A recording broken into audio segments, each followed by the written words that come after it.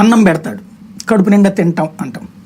అదే కార్పొరేట్ వాడు ఏం చూస్తాడు, నీకు అన్నం పెట్టేటటువంటి పని ఇచ్చానంటాడు. ఇద్దరూ చేసింది ఒకటే, కానీ ఇతను ఫ్రీగా ఇచ్చాడు, అతను నీ చేత పని చేయించుకుని ఇచ్చాడు.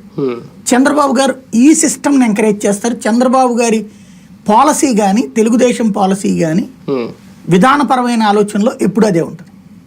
ఇంకోటి, ఒక స్థిరమైనటువంటి సెక్యూర్డ్ లైఫ్ అనేటటువంటి దాన్ని యాక్సెప్ట్ చేయరు. దాన్నే వాళ్ళ దృష్టిలో బద్ధకం, లేదంటే తిని కూర్చుంటారు అనేటటువంటి ఆలోచన. ఇప్పుడు గవర్నమెంట్ టీచర్లు రిక్రూట్మెంట్లు ఎన్ని ఉంటాయి చంద్రబాబు గారి టైంలో. ఇప్పుడు మొన్న జగన్ ఎప్పటి ఇచ్చాడు, 1998 డిఎస్సి వాళ్ళకి మొన్న ఇచ్చాడంటే పోస్టులు. డిఎస్సీలు వేయడం వేరు, రిక్రూట్మెంట్లు వేరు.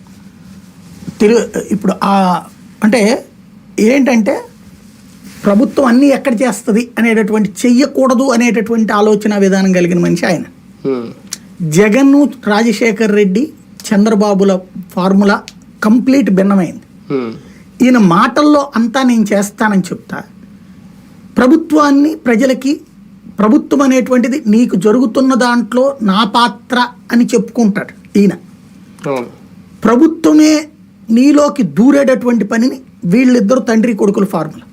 ఫర్ ఎగ్జాంపుల్, కార్పొరేట్ ఎడ్యుకేషన్ అనేటటువంటి దాన్ని ఎంకరేజ్ చేస్తూ గవర్నమెంట్ విద్యా వ్యవస్థని నిర్వీర్యం లేదా డౌన్ ప్లే చేసింది చంద్రబాబు. ఆ గవర్నమెంట్ విద్యా వ్యవస్థలో కూడా పర్మనెంట్ టీచర్లను కాకుండా అవుట్ సోర్సింగ్ కాంట్రాక్ట్ పెట్టారు.